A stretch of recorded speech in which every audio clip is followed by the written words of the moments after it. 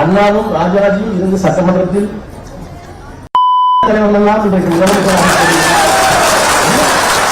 இந்த தலைவரை ஒரு தேர்தல் வச்சு அனுப்புறீங்களா? இந்த தலைவரை ஒரு தேர்தல் வச்சு அனுப்புறீங்களா? நான் என்ன கேட்கிறேன், இந்த அண்ணன் முத்தரசன் சொன்ன மனுஷங்க உங்க மேல தனிப்பட்ட முறை பெரிய மரியாதை உண்டு. எனக்கு ஒரு லாஜிக் புரியல. ஒரு கம்யூனிஸ்ட் கட்சியுடைய தலைவர் இந்த கம்யூனிஸ்ட் கட்சி இன்னொரு கட்சி தலைவர் சொல்றாரு திமுக கூட்டணியே இல்லை, திமுக கூட்டணி இல்லை, நீங்க என்ன சொல்றதுக்கு உரிமை இருக்கு.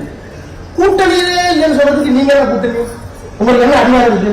எதுக்கு இந்த அதிக பிரசங்கணும்? எங்க கூட்டணியில என்ன இருக்கு? 60 இயக்கங்கள் இருக்கு. ஆறாவது இயக்கங்களே கிச்சனமா இருக்கு. தினமும் தலைவரை பார்த்துட்டு போறாங்க. நேற்றைக்கு சென்னையில இருந்து வந்தோம்.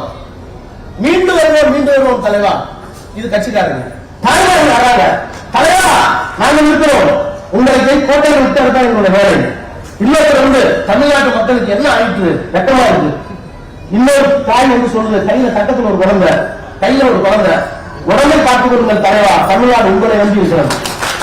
இத்தனையும் காரணம் கேட்கிறோம். இவங்களுக்கு எழுச்சிருக்கு. நான் பேசினா பால் திட்டுவாரு, அதிகபட்சம் மனுஷனுங்க. நான் கேட்கிறேன், தயவு பண்ணி சொல்றேன், இன்னொரு பொதுமொழி ஆர்வத்துக்கு போறாங்க. நாங்கள் கூட்டணி இருக்கிறோமா இல்லையா என்பதை அப்படியே ஜனத்திரல் சமூகத்துக்கு பெரிய பேர் போன சிதர் கூறாங்க. மொத்த கட்சியில தலைவர் கூட்டம் பண்ணாரு. மொத்த கட்சி அவங்க அவர் வந்து சொல்றாரு, நாங்கள் முடிவு செய்ய போகிறோம். என்ன செய்ய போகிறது? தயவு பண்ணி அறிவிங்க. கூட்டணி இனிமேல் யாரோடும் இல்லை.